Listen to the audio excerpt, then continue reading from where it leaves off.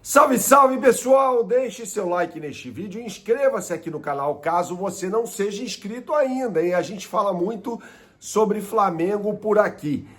E claro que a gente tem que falar sobre a classificação heróica do Flamengo, com uma análise um pouco mais profunda, rechaçando as análises rasas que foram feitas em muitos lugares até antes de a bola rolar. Mas antes a gente vai contextualizar o jogo direitinho e chegar a uma conclusão de que a coisa é muito de acordo com o sabor do vento, entendeu?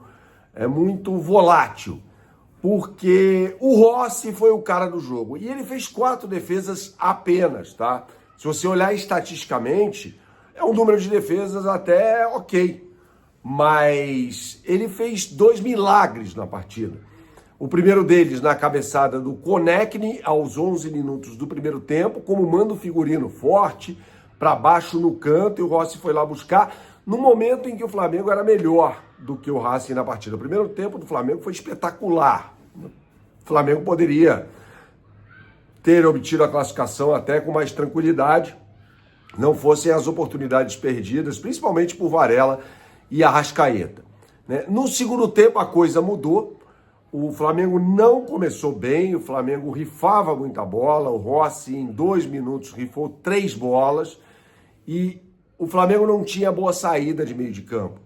Até porque no primeiro tempo, como é que o Gustavo Costas, que não é burro, estancou a sangria? Ele trocou os pontas de posição, colocou o Konechny, que começa como um ponta esquerda jogando pela direita, e manda o Solari para o outro lado e estanca a sangria pelo lado direito defensivo do Racing, esquerdo ofensivo do Flamengo. Vou falar mais sobre isso nesse vídeo que tem um oferecimento da BandBet. Você que gosta de fazer a sua fezinha, não conhece o site bandbet.bet.br, meu camarada, então você não sabe o que está perdendo, hein?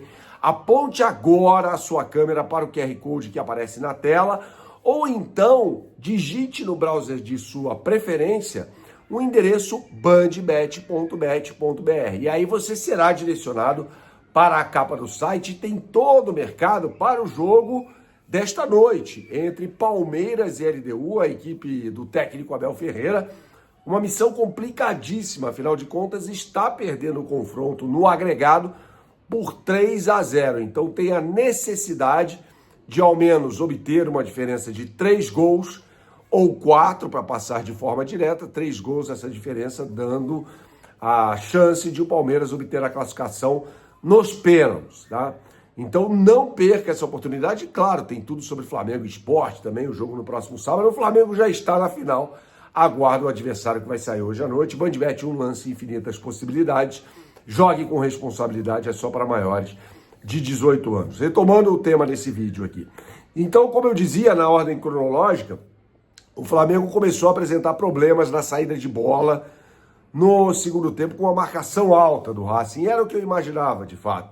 Só que aí veio o lance capital. A expulsão do Plata com excesso de rigor do árbitro Piero Mas. Ele dá um tapa ali nos Países Baixos do Marcos Rojo, que antes deu uma joelhada na cabeça dele. E faz um carnaval danado, né? O experiente zagueiro hoje, anti-lateral, argentino, né, de 35 anos de idade, jogador que disputou Copa do Mundo e tal. Então, um cara muito experiente. E faz um carnaval danado e o Piero Mazza cai nessa, né? A questão é, o auxiliar número 1 estava ao lado de onde aconteceu essa confusão, ao lado, né? Então, ele levanta a bandeira e alerta o Piero Mazza, que acaba expulsando o jogador do Flamengo. Aí é que eu quero entrar na história, né? Porque o Felipe Luiz faz 2 alterações polêmicas. A primeira delas, ele reforça o sistema defensivo, colocando 3 zagueiros, né? Ele tira o Arrascaeta para colocar o Danilo, repetindo o que ele havia feito no jogo contra o Corinthians, na segunda partida da semifinal da Copa do Brasil em 2024, quando ele perde o Bruno Henrique expulso aos 27 minutos do primeiro tempo, e coloca o Fabrício Bruno no lugar do Gabigol e monta uma linha de 3. E quando ele faz isso, a defesa do Flamengo é uma bastilha quase inexpugnável, né? Como escreveu certa vez o grande Nelson Rodrigues. E foi assim. O Flamengo ia se defender só, porque ele tira Carrascal e Arrascaeta. Os dois pensadores do Flamengo, as cabeças pensantes no que diz respeito à criação do jogo na equipe rubro-negra, para colocar o Bruno Henrique e o Danilo. Ou seja, o Flamengo não iria atacar, tanto que o Flamengo não finalizou nenhuma vez no segundo tempo. Aí vem a questão. O Racing começa a cruzar muita bola sobre a área. Esse é o repertório do time treinado pelo Gustavo Costas, né? Um repertório muito pobre, né?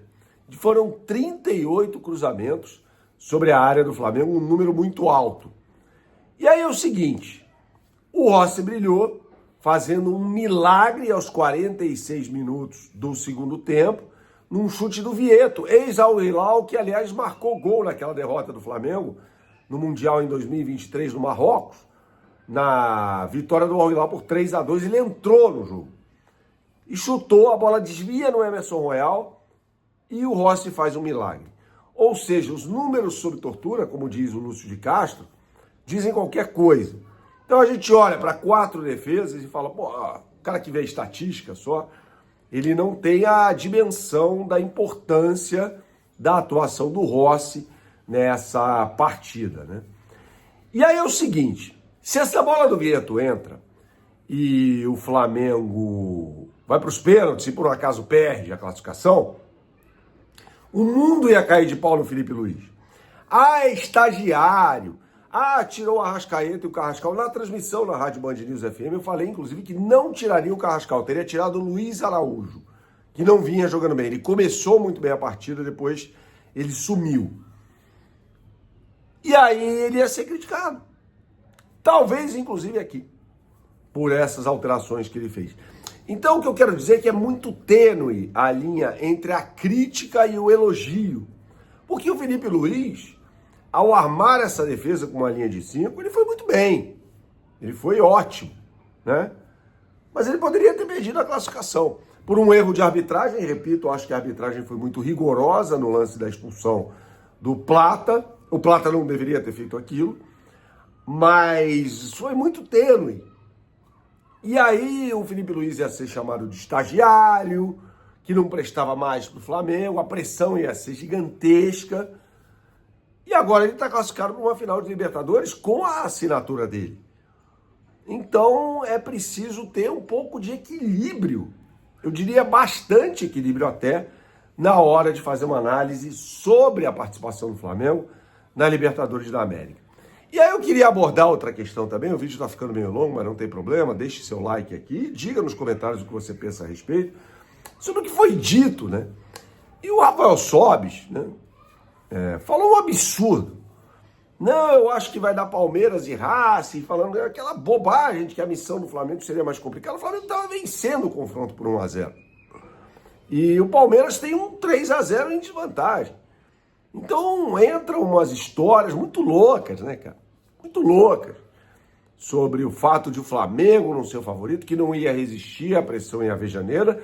De fato, a torcida do Racing fez uma baita festa antes de a bola rolar, mas faltava bola ao time do Racing. Isso vem sendo falado aqui no canal por muito tempo. O time é mal treinado pelo Gustavo Costas.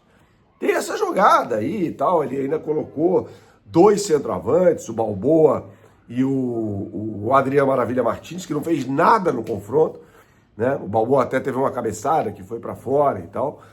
Então, é isso, cruzamento na área. Eu ressaltei, sublinhei aqui o número de cruzamentos, 38. Fato é que o Flamengo chega muito forte à final da Libertadores. Muito forte. Com muita força. Aguardemos o que vai acontecer. Saudações, até a próxima e tchau, tchau.